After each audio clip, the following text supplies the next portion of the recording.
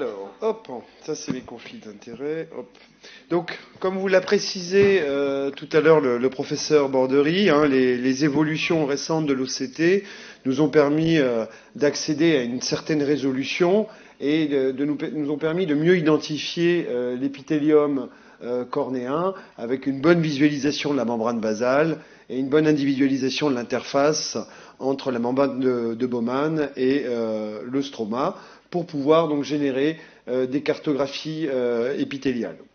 Donc je rappelle une publication qui était intéressante, une publication de Kanellopoulos, à propos de la précision des mesures OCT concernant l'épithélium. On avait une répétibilité qui était relativement bonne de 1 micron et une variabilité topographique qui était aux alentours de 0,25 micromètres. Et cette précision est véritablement importante quand on sait les variations de quelques microns que peut avoir l'épithélium cornéen.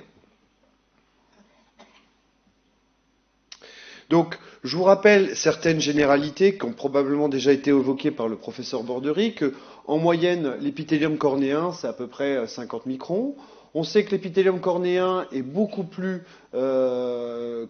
épais en inférieur qu'en supérieur, probablement dû à la friction générée par les clignements et l'amplitude beaucoup plus importante de la paupière supérieure qui crée un stress mécanique plus important sur les cellules épithéliales. Et on sait également que l'épithélium a tendance à s'amincir avec l'âge. Donc revenons un petit peu à l'application que je propose aujourd'hui sur la sécheresse oculaire. Donc on sait que la sécheresse oculaire est une pathologie multifactorielle qui inclut des problèmes de larmes et de surface oculaire qui peuvent causer des lésions sur l'épithélium conjonctival et également sur l'épithélium cornéen.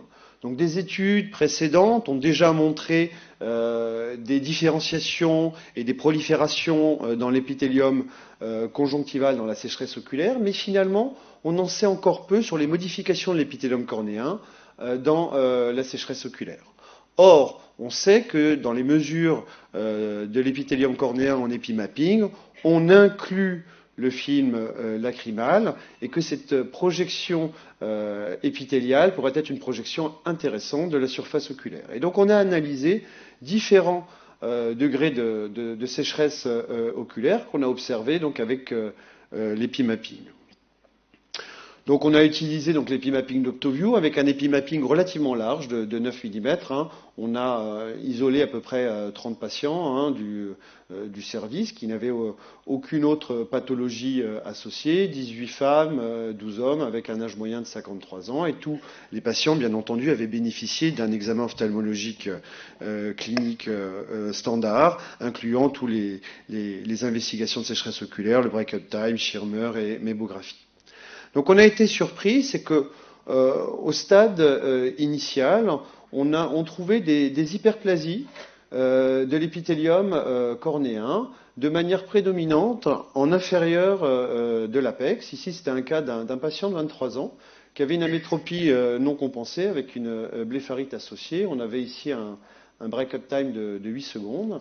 Et donc depuis peu, on a la possibilité également d'avoir des cartographies normalisées. C'est un petit peu comme l'autoscale en topographie cornéenne. On utilise volontiers l'autoscale pour changer l'échelle, pour mieux mettre en évidence les kératocones frustres. Et donc c'est à peu près la même chose. Et donc ça va nous permettre également de revisiter, de mettre en évidence ces modifications épithéliales de manière un petit peu plus évidente. Des études précédentes, normalement de l'équipe du professeur Bordery, c'était un article de Cyril Temset qui avait corrélé les mesures en épimapping et en les comparant aux données qui avaient été publiées par Dan Reinstein, où on disait finalement on ne retrouve pas ces aspects en donuts épithéliales dans le kératocone. Et quand on change l'échelle, on retrouve finalement ces aspects. Et donc ce sera un autre sujet. Et donc on a corrélé également cette hyperplasie par rapport au break-up time. Et donc cette hyperplasie survenait toujours dans la zone où on avait les premiers signes de rupture du film lacrymal, le break-up time. Ici, vous avez même quelques petits points de KPS. Donc ça arrivait de manière prédominante en inférieur, mais ça pouvait également arriver dans d'autres zones en fonction des premiers signes de rupture du film lacrymal. Ici, vous voyez un autre cas qu'on a pu confronter dans le cadre d'un dysfonctionnement mébomien. où vous retrouvez également cette hyperplasie. Donc ici, c'était une patiente qui avait également une tendance à des clignements incomplets. On avait un break-up time de 8 secondes à droite et de 6 secondes à gauche. Et on se rend compte effectivement que l'hyperplasie est beaucoup plus prononcée là où on a le dysfonctionnement mébobien qui est le plus important, là où on a le break-up time qui est le plus court. Donc on a suivi également ces hyperplasies. Ici, c'est juste après, cette hyperplasie, après avoir prodigué des conseils, des soins, masques chauffants, hygiène des paupières. Ici, c'est un patient que je connais très bien, qui est un patient généraliste, et donc qui a bien suivi son protocole de soins associé à des larmes. Et regardez, progressivement, on voit disparaître cette hyperplasie au cours du suivi. Et donc, ce qui implique que finalement, la régression de cette hyperplasie après le traitement confirme bien que cette hyperplasie était liée au désordre de la surface oculaire. D'autres études, notamment chez l'animal, en immunofluorescence, c'était une étude sur la souris. On a reproduit un environnement de sécheresse oculaire, un environnement contrôlé, et donc on a analysé les cornées de ces souris qui ont montré des hyperplasies de l'épithélium cornéen 7 jours après le début de l'expérience. On avait mis des anticorps qui étaient dirigés vers une protéine qui était la protéine Ki67, qui est une protéine qui est un marqueur de prolifération cellulaire. Et donc cette hyperplasie, finalement, elle reflète une réaction liée aux microlésions, créée probablement par un stress hyperosmolaire ou un effet microabrasif dû par l'augmentation du clignement, et que finalement, l'hypothèse la plus vraisemblable, c'est que la sécheresse oculaire, qu'elle soit neurogène ou non neurogène, serait à l'origine d'une augmentation des cytokines pro-inflammatoires qui, elles, sont impliquées dans la prolifération cellulaire et dans la kératinisation. Et donc ça, ce sont les images de ces souris au stade initial, et 7 jours, on voit cette hyperplasie épithéliale. Donc, cette hyperplasie épithéliale semble être réactionnaire aux microlésions induites, donc comme c'est ce qu'on avait dit tout à l'heure, que l'hypothèse la plus vraisemblable serait que la sécheresse oculaire serait à l'origine de cette inflammation neurogène, ça je vous l'ai déjà expliqué, et qu'il semble finalement exister une relation relativement étroite entre l'épithélium cornéen et le film lacrymal pour maintenir une qualité optique élevée, et que finalement l'épithélium modulerait son épaisseur en fonction de l'épaisseur du film lacrymal.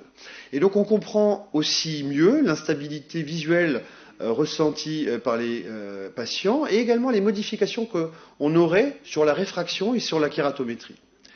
On sait que l'hyperplasie épithéliale, et là le professeur Bordery l'a déjà évoqué, arrive de manière compensatrice dans le kératocone, mais également dans les séquelles de kératotomie radiaire. Et donc ça, c'est important à préciser, notamment dans le diagnostic différentiel.